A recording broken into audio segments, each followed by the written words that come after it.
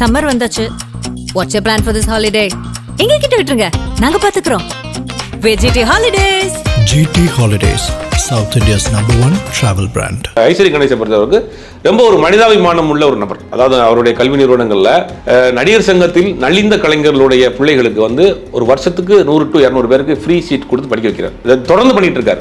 அது மட்டும் இல்லாம இப்ப யாராவது ஒரு டைரக்டரோட பையன், ஒரு பெரிய ப்ரொடியூசரோட பையன், அவங்க வசதி வாய்ப்பு இல்லாம இருக்கிறாங்க, நொடிச்சு போயிட்டாங்க, படம் எடுத்து நஷ்டமாயிட்டாங்க, அந்த மாதிரியான வரக்கூடிய அவங்களுக்கு சில கன்செஷன், சில பேருக்கு ஃப்ரீயாகவும் கொடுக்குறாரு. இந்த மாதிரி வருஷத்துக்கு குறைந்தபட்சம் ஒரு 500 பேருக்கு ஒரு கல்வி கொடுக்குறாரு இலவசமா. ரிசப்ஷனுக்காக மட்டுமே செட்டா சார்? ரிசப்ஷனுக்கு மட்டுமாவே 30 கோடி 30 என்னுடைய பொண்ணுக்காக பண்றாரு. கிட்டத்தட்ட மொத்தமாக சேர்த்து இந்த கல்யாணத்தினுடைய நகை செலவு மற்ற போக்குவரத்து எல்லாம் சேர்ந்து கிட்டத்தட்ட 1000 கோடி ரூபா வரும் அப்படிங்கிறாங்க. உள்ள முக்கியமான இன்னொரு விஷயம்னா, இந்த மாப்பிள்ளை இருக்கார் இல்லையா, ஒரு மாப்பிள்ளை மிகப்பெரிய ஒரு இவருக்கு ஈக்குவலான ஒரு பெரிய கோடீஸ்வரன் கிடையாது. அவர் ஒரு சின்ன ஒரு பிசினஸ் மேனு. ஒரு இடத்துல பிசினஸ் ரீதியாக மீட் பண்றாரு. அந்த பையனுடைய டேலண்ட்டு, ஒரு நேர்மை, அதெல்லாம் ரொம்ப பிடிச்சி போச்சு. பிடிச்சி போனோன்னு அந்த பொண்ணை கொடுக்குறாரு. அப்படியே டிராகன் படம் மாதிரியே இருக்கு சார். அந்த மாதிரி தான். யார் அது ட்ராக், இதை பார்த்தா டிராகன் எடுத்தாங்களான்னு தெரியல. அந்த மாதிரி மாப்பிள்ளையை அவர் செலக்ட் பண்ணது, எனக்கு 1 லட்சம் கோடி சொத்து இருக்கு, 2 லட்சம் கோடி உள்ள ஒரு சம்மந்தி எனக்கு வேணும்னு நினைக்கல, என் பொண்ணுக்கு ஒரு நல்ல மாப்பிள்ளை தான் போதும் அடடா அப்படின்னு பண்றாரு. இன்னொரு சிறப்பு அம்சம்னா, இந்த கல்யாணத்துல கிட்டத்தட்ட ஒரு 2000 பேருக்கு இந்த அனாதை ஆசிரமங்கள் அங்கே இருப்பாங்க, அவங்களெல்லாம் அழைச்சிட்டு வந்து அவங்களுக்கு ஒரு மிகப்பெரிய விருந்து கொடுக்குறாரு. 50க்கும் மேற்பட்ட உலக நாடுகளில் 100 கோடிக்கும் அதிகமான ஆகாயம் தமிழ் பார்வையாளர்களுக்கு பேரன்பும் திருநன்றி. ஆகாயம் வியூவர்ஸ் எல்லாருக்குமே வணக்கம். நான் விஜய் ஜெகா. நம்ம கூட இன்னைக்கு ஜெர்னலிஸ்ட் சுபேஷ் சார் இருக்காங்க. வணக்கம் சார். வணக்கம். எப்படி இருக்கீங்க? நல்லா இருக்கேன் சார். இப்போ பயங்கர ட்ரெண்டிங்காக போயிட்டு இருக்கக்கூடிய ஒரு மேரேஜ் அப்படின்னா நம்ம வேல்ஸ் யூனிவர்சிட்டி ஐஸ்வரி கணேஷ் அவருடைய டாட்டர் மேரேஜ் தான் sir. So super star Kamalhaasan, Suriya வந்திருக்காருன்னு சொல்லிட்டு ட்விட்டரில் நிறைய வந்து ஃபோட்டோஸ்லாம் வந்து போட்டுருக்காங்க. ஸோ இவ்வளோ பிரம்மாண்டமாக இந்த விஷயம் போயிட்டு இருக்கிறதுக்கான காரணம் ஐஸ்வரி கணேஷ் வேல்ஸ் யூனிவர்சிட்டியினுடைய வேந்தர். அதாவது வேல்ஸ் யூனிவர்சிட்டிங்கிறது வந்து வேல்ஸ் இன்ஜினியரிங் காலேஜாக ஆரம்பிக்கப்பட்டு இன்னைக்கு அந்த யூனிவர்சிட்டியில் இல்லாத டிபார்ட்மெண்ட்டே கிடையாது. மெடிசன்ல இருந்து இன்னைக்கு அக்ரிகல்ச்சர்ல இருந்து எல்லாமே A to Z இன்னைக்கு எல்லா எஜுகேஷன் சம்பந்தப்பட்ட எல்லா யூனிவர்சிட்டியும் காலேஜஸும் அங்கே வச்சிருக்காங்க. நாட் ஓன்லி தமிழ்நாடு மட்டும் கிடையாது. தமிழ்நாடை தாண்டி பல மாநிலங்கள் இருக்கு, பல வெளிநாடுகள்லையும் இருக்கு. வேல்ஸ் யூனிவர்சிட்டி வந்து சிங்கப்பூர்ல இருக்கு, லண்டன்ல இருக்கு, பல வெளிநாடுகள்லையும் இருக்கு. மிகப்பெரிய ஒரு நெட்வொர்க், மிகப்பெரிய ஒரு சாம்ராஜ்யத்தை உருவாக்கியவர் வந்து இந்த ஐஸ்வரி கணேஷ். இந்த ஐஸ்வரி கணேஷ் யார் அப்படின்னா, ஐஸ்வரி வேலன் அப்படின்னு ஒரு நடிகர். எம்ஜிஆர் காலங்களில் நாயஸ் மாதிரி அவர் ஒரு காமெடி நடிகராக எம்ஜிஆர் நெருக்கமாக நடித்தவர். எம்ஜிஆருக்கு மிக நெருக்கமான ஒரு ஆதரவாளர், நண்பர் அப்படிங்கிற மாதிரியான ஒரு நபர். நிறைய படங்களில் ஐஸ்வரி வேலன் நடிச்சிருப்பாரு. அவர் யாருக்கு சுரிலாஜன், தேங்காய் சீனிவாசன் மாதிரியான ஒரு பாடி லாங்குவேஜ் காமெடி பண்ணக்கூடிய ஒரு நடிகர் அந்த காலகட்டங்களில். அவருடைய பையன் தான் இந்த ஐஸ்வரி கணேஷ். இந்த ஐஸ்வரி வேலனை பொறுத்த வரைக்கும் எம்ஜிஆருக்கு மிக நெருக்கமாக இருந்தனால எம்ஜிஆர் கட்சி ஆரம்பிச்சு ஆட்சி அதிகாரத்துக்கு வந்த பிறகு எம்ஜிஆருடைய அமைச்சரவையில் அமைச்சராக இருந்தார். ஐஸ்வரி கணேஷனுடைய அப்பா ஐஸ்வரி வேலன் அமைச்சராக இருந்தார். அதுக்கு பிறகு அவர் கொஞ்ச நாள் மறைஞ்சிட்டாரு. அதற்கு பிறகு 91 மீண்டும் அதிமுக ஆட்சி வருது. புரட்சி தலைவி அம்மா ஜெயலலிதா அவர்களுடைய ஆட்சி வருது.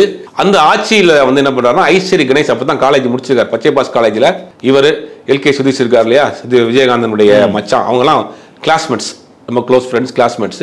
இவர் அப்படியே ரொம்ப சின்ன வயசுல என்ன பண்றாருன்னா, அதிமுகவின் மாநில மாணவரணி செயலர் ஆகிறார். அப்பவே 91, 96 காலகட்டங்கள். அப்பதான் முதல் முறையா அதிமுக ஆட்சிக்கு வருது. முதல் முறையான இந்த அம்மா ஆட்சிக்கு வர்றாங்க, ஜெயலலிதா அவர்கள் ஆட்சிக்கு வர்றப்ப மாநில மாணவரணி செயலாளர் இருக்காரு. அப்புறம் வாரிய தலைவராகவும் கொஞ்ச நாள் இருந்தார் 91, 96 காலகட்டங்கள். அந்த நேரங்களில் தான் இன்ஜினியரிங் காலேஜ் வந்து அப்படியே பூம் ஆகிட்டு வருது. பூம் ஆகிட்டு வரப்ப இவர் ஆரம்பிக்கிறார். எல்லாருமே அந்த டைம்ல ஆரம்பிக்கிறாங்க. அதுக்கு முன்னாடியே 85, 89 வந்து ஏசிஎஸ் மற்றவங்களும் ஆரம்பிச்சிட்டாங்க. இவர் கொஞ்சம் லேட்டரா ஆரம்பிக்கிறார். இன்ஜினியரிங் காலேஜ் தான் வேல்ஸ் இன்ஜினியரிங் காலேஜ் ஆரம்பிக்கிறார்.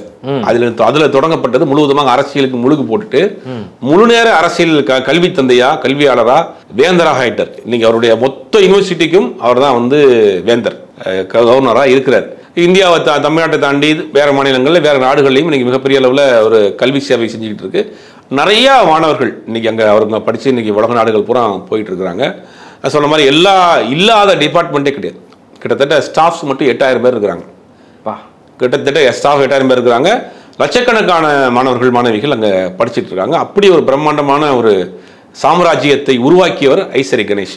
ஒரு மனிதனுடைய வெற்றி, வளர்ச்சி அப்படிங்கிறது உழைப்பு, இதெல்லாம் தாண்டி ஓரளவுக்கு அதில் நேர்மையும் உண்மையும் ஒரு என்ன சொல்றது, அதை தாண்டி ஒரு மனிதாபிமானம் இருக்கணும்.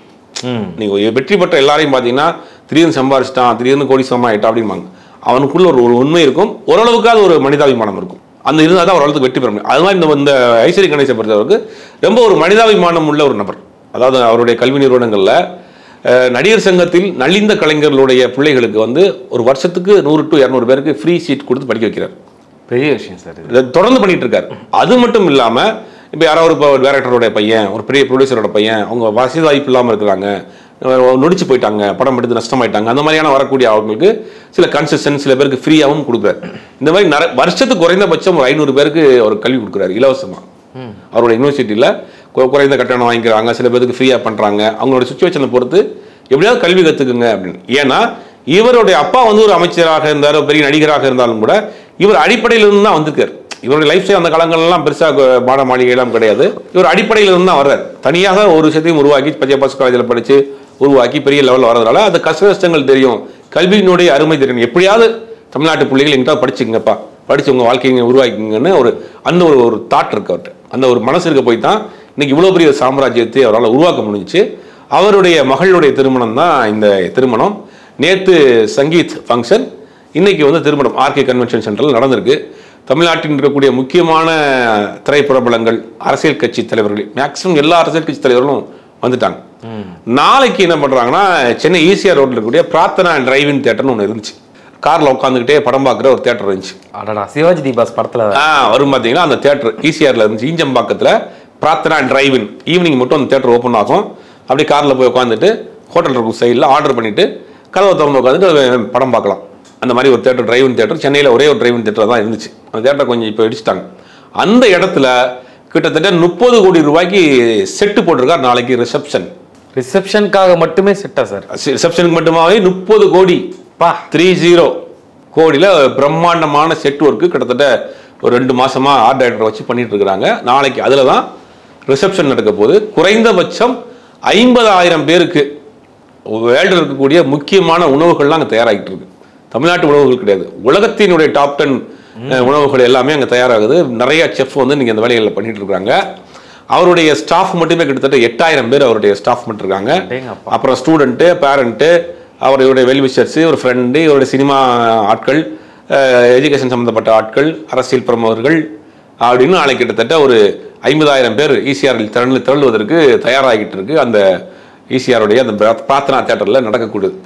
இது முடிச்சுட்டு மாலத்தீவில் வந்து கிட்டத்தட்ட ஒரு 200 பேர் இவங்க ஃபேமிலி மெம்பர்ஸ், முக்கியமான ஃப்ரெண்ட்ஸை மட்டும் கொண்டு போய் அங்கே ஒரு நிகழ்ச்சி நடத்துகிறாங்க. அங்கே ஒரு 10 கோடி ரூபாய்க்கு மேலே ஒரு செட் ஒர்க் நடந்துட்டு இருக்கு. மாலத்தீவில் ஒரு 4-5 சார்ட்டர் ஃப்ளைட்டை புக் பண்ணி இவர் அங்கே கூட்டு போகிறார் எல்லாரையும். அது வந்து 2 நாள் நடக்க போகுது. இப்போ கல்யாணம் இன்னைக்கு முடிஞ்சிருச்சு. இன்னைக்கு கல்யாணத்திலே பிரம்மாண்டமான விருந்துகள்லாம் முடிஞ்சிருச்சு. நாளைக்கு வந்து ரிசப்ஷன் தான் ஹைலைட். ஈவினிங் நடக்க போகுது. ஈசிஆர் ரோடு நாளைக்கு சாட்டர்டே நைட்டு வந்து ஸ்தம்பிக்க போகுது அப்படிங்கிற மாதிரி எல்லாரும் பேசிக்கிறாங்க. மிகப்பெரிய ஒரு ஏற்பாடுகள் நடந்துட்டு இருக்கு. இவ்வளவு பிரம்மாண்டம் தன்னுடைய பொண்ணுக்காக பண்றாரு. கிட்டத்தட்ட மொத்தமாக சேர்த்து இந்த கல்யாணத்தினுடைய நகை செலவு, மற்ற போக்குவரத்து எல்லாம் சேர்ந்து கிட்டத்தட்ட 1000 கோடி ரூபா வரும் அப்படிங்கிறாங்க. 1000 கோடி வாய்த்து இருக்காதுங்க. 1000 அவருக்கு ஒரு சின்ன காசு பாக்கெட் மணி. அந்த மாதிரி 1000 இருக்கா அவங்கள்ட்ட? 1000 ரூபாவே இல்லை சார். 1000 கோடிங்கிறது அவருக்கு ஒரு பாக்கெட் மணி மாதிரி. அவருக்கு 2 குழந்தைங்க, இது 2வது குழந்தைன்னு நினைக்கிறேன். அதனால ஒட்டுமொத்த சொத்துக்களுமே அவர் கிட்டத்தட்ட ஒரு 1,00,000 கோடிக்கு மேலே அவருக்கு சொத்து இருக்கும் அப்படிங்கிறாங்க. Okay sir. ஆள் எதுவும் எடுக்கிறாங்களா சார் வேலைக்கு? ஐஸ்வரி கணேஷ் எதுவும் வேலைக்கு ஆள் எடுக்கிறாரா? வேலைக்கு யூனிவர்சிட்டியில் வேலைக்கு இருப்பாங்க. பியூன் வேலை இருக்கு, வாட்ச்மேன் வேலை இருக்கு. பரவாயில்ல, பியூன்கே கூட நல்ல சேலரி கொடுப்பாங்க அப்படின்னு நினைக்கிறேன். நல்லா கொடுப்பாங்க. உங்களுக்கு அதை உங்களை எடுப்பாங்கன்னு சந்தேகமா இருக்கு. அதனால தான் பியூன் வேலை இருக்கு, வாட்ச்மேன் வேலை இருக்கு. அதுக்கு ஆள் எடுப்பாங்களாங்கிறது தெரியல, பார்ப்போம். அந்த மாதிரி ஒரு பெரிய வேலை, பிரம்மாண்டமான திருமணம், பிரம்மாண்டமான கொண்டாட்டம், மிகப்பெரிய சிங்கர்ஸ்லாம் வேல்டில் இருக்கக்கூடிய முக்கியமான கான்செப்ட் மாதிரிலாம் பண்றாங்க. ஒரு பக்கம் வந்துட்டு அந்த மாதிரி நிறைய நிகழ்ச்சிகள், கோலாகலமான கலை நிகழ்ச்சிகள், விதவிதமான உணவுகள் அப்படின்னு ஒரு பெரிய ஒரு திருவிழா மாதிரி ஒரு நாளைக்கு ஒரு ஏற்பாடுகள் நடந்துட்டு இருக்கு. ரொம்ப 50,000 பேர் சாப்பிட போறாங்க. அதுக்கு பிறகு 200 பேர் வந்து அங்கே வெப்சைட்ல கூட்டு போறாரு.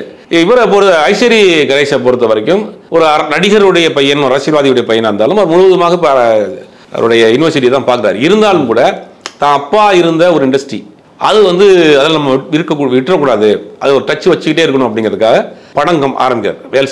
வேல்ஸ் ஃபிலிம்ஸ்னு சொல்லிட்டு படம் தயாரிக்கிற நிறுவனங்கள் பண்ணிட்டு இருக்காரு. நிறைய படங்கள் பண்றாங்க. ஆமாம் சார். இப்போ அது வந்து அவர் பேஷனாக பண்றாரு. அதில் சம்பாரிச்சு தான் அவர் சம்பாதிக்கணும் அவசியம் கிடையாது. தன்னுடைய அப்பா இருந்த ஒரு இண்டஸ்ட்ரி, அதை நம்ம விட்டுறக்கூடாது, அதுக்கு ஏதாவது செய்யணும் அப்படிங்கிற ஒரு பேஷனா, அதுக்கு ஒரு நன்றியா அந்த படங்கள் தயாரிச்சிட்டு இருக்காரு. சில படங்கள் சரியாக போகுது, சில படங்கள் போகிறதில்ல. தொடர்ந்து படங்களும் பண்ணிட்டு ப்ரொடக்ஷன் பண்ணிட்டு இருக்காரு. அவரும் நடிகர் தான். ஐஸ்வரி கணேசன் சில படங்களில் நடிச்சிருக்காரு.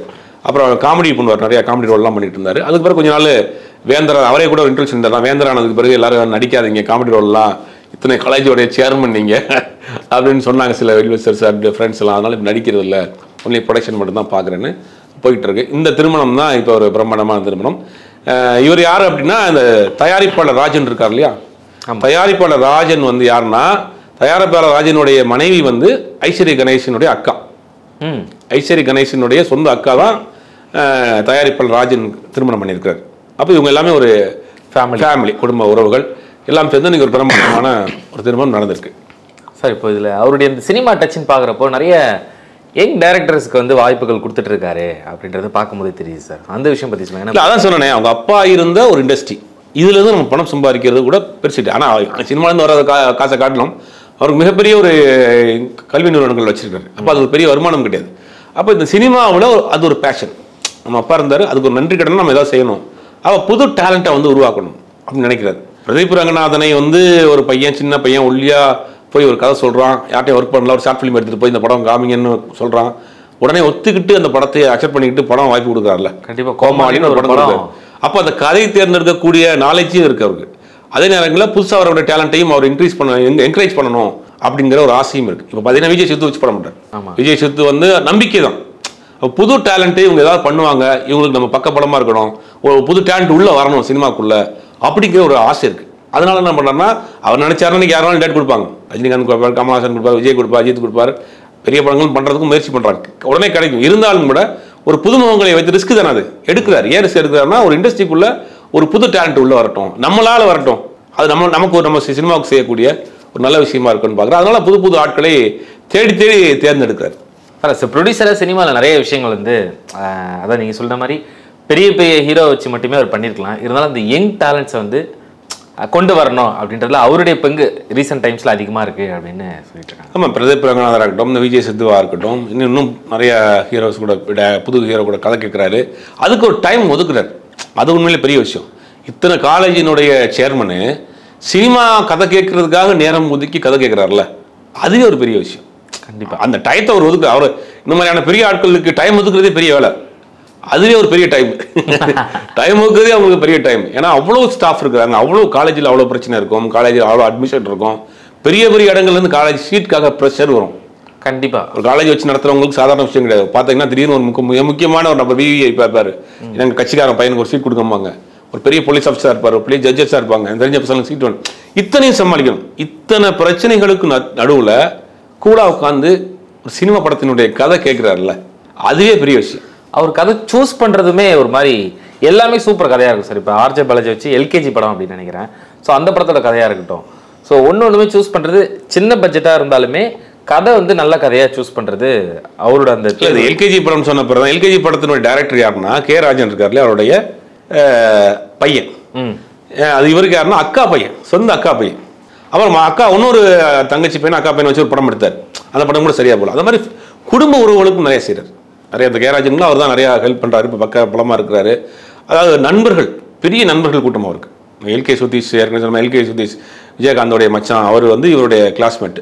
அதுமாதிரி நான் நண்பர்களுக்கு நிறையா செய்கிறது, குடும்ப உறவினர்களுக்கு நிறையா செய்கிறது, தான் சார்ந்த இண்டஸ்ட்ரிக்குள்ளே இருக்கக்கூடிய ஆட்களுக்கு உதவிகள் செய்கிறது அப்படிங்கிற மாதிரி ஒரு நல்ல ஒரு ஹார்ட் பர்சன், நல்ல குட் ஹார்ட் பர்சன் தான் அவர். இந்த மாதிரி நிறைய உதவிகள் செய்கிறார், நிறைய நண்பர்களை மதிக்கிறார், சொந்தங்களை மதிக்கிறாரு. அந்த மாதிரி ஒரு நல்ல பண்புகள் இருந்தால் தான் ஒரு மனுஷன் வந்து வாழ்க்கையில் இவ்வளோ உயரத்துக்கு போக முடியும். அந்த மாதிரியான ஒரு நபர். சில பேர் கேட்பாங்க, இவ்வளோ காசு வச்சிருக்க, இவ்வளோ பிரம்மாண்டமான திருமணம், அது அவருடைய விருப்பம். திருமணம் பண்ணுறது வந்து இந்த வாழ்க்கையில் ஒரே முறை, அது வந்து ஒரு மெமரியாக இருக்கணும் அப்படின்னு அவங்களுடைய ஆசை, விருப்பம். அது நம்ம கருத்து. அவர் சொந்தமாக அவர் உழைச்சி சம்பாரிச்சு இன்னைக்கு ஒரு வேறத்துக்கு வந்திருக்கிறாரு. அது இருக்கிறது ஒரே பிள்ளைங்க தான். அந்த குழந்தைங்களுக்கு ஆசைப்படுற மாதிரி பிரிய திருமணம் பண்ணி வைக்கிறாரு. இதில் முக்கியமான இன்னொரு விஷயம்னா, இந்த மாப்பிள்ளை இருக்கார் இல்லையா, ஒரு மாப்பிள்ளை மிகப்பெரிய ஒரு இவருக்கு ஈக்குவலான ஒரு பெரிய கோடீஸ்வரன் கிடையாது. அவர் ஒரு சின்ன ஒரு பிஸ்னஸ் மேனு. ஒரு இடத்துல பிஸ்னஸ் ரீதியாக மீட் பண்ணுறாரு. அந்த பையனுடைய டேலண்ட்டு, ஒரு நேர்மை, இதெல்லாம் ரொம்ப பிடிச்சி போனோடனே அந்த பொண்ணை கொடுக்குறாரு. அப்படியே டிராகன் படம் மாதிரியே இருக்கு சார். அதில் அப்படிதான் வரும் இல்லையா? ஒரு நல்ல நேர்மையான ஒருத்தராக இருக்காரு, அதனால என் பொண்ணு கொடுத்துட்டாருன்னு சொல்லி அந்த மாதிரி தான். யார் அது இதை பார்த்தா டிராகன் எடுத்தாங்களான்னு தெரியல. அந்த மாதிரி மாப்பிள்ளையை அவர் செலக்ட் பண்ணது எனக்கு 1 லட்சம் கோடி சொத்து இருக்கு, 2 லட்சம் கோடி உள்ள ஒரு சம்மந்தி எனக்கு வேணும்னு நினைக்கல, என் பொண்ணுக்கு ஒரு நல்ல மாப்பிள்ளை தான் போதும் அப்படின்னு பண்றாரு. இன்னொரு சிறப்பு அம்சம் என்னன்னா, இந்த கல்யாணத்துல கிட்டத்தட்ட ஒரு 2000 பேருக்கு இந்த அனாதை ஆசிரமங்கள் அங்கே இருப்பாங்களா அவங்களெல்லாம் அழைச்சிட்டு வந்து அவங்களுக்கு ஒரு மிகப்பெரிய விருந்து கொடுக்குறாரு. Super sir. இந்த கல்யாணத்துல ஒரு இது இருக்கு, அதாவது ஒரு நல்ல விருந்து எது அப்படிங்கிறது ஏழைகளுக்கு உணவளிக்கிறதா ஒரு நல்ல விருந்து அப்படின்னு ஒரு தத்துவம் இருக்கு. நீங்க நல்ல விருந்து எங்க நடக்குது அப்படின்னா ஏழைகளுக்கு உணவளிக்கிறதா நல்ல விருந்து.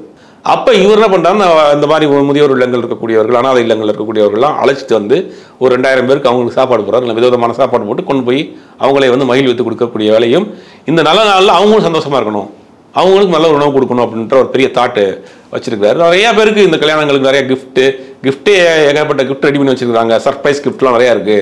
நாளைக்கு வந்து மிக பிரமாண்டமான ஒரு ரிசப்ஷன் அப்படிங்கிற மாதிரி போயிட்டு இருக்கு. 2 நாளைக்கு இதுதான் சோசியல் மீடியாவிலையும் மெயின் ஸ்ட்ரீம் மீடியாவிலும் இந்த செய்திகள் தான் ஓடும். Okay sir. ஸோ நிறைய விஷயங்கள் இந்த மேரேஜை பற்றி இன்ட்ரெஸ்டிங்காக ஷேர் பண்ணிட்டு இருந்தீங்க. Thank you so much sir. Summer வந்தாச்சு. What's plan for this holiday? எங்க கிட்ட விட்டுருங்க, நாங்க பாத்துக்கிறோம். VGT Holidays.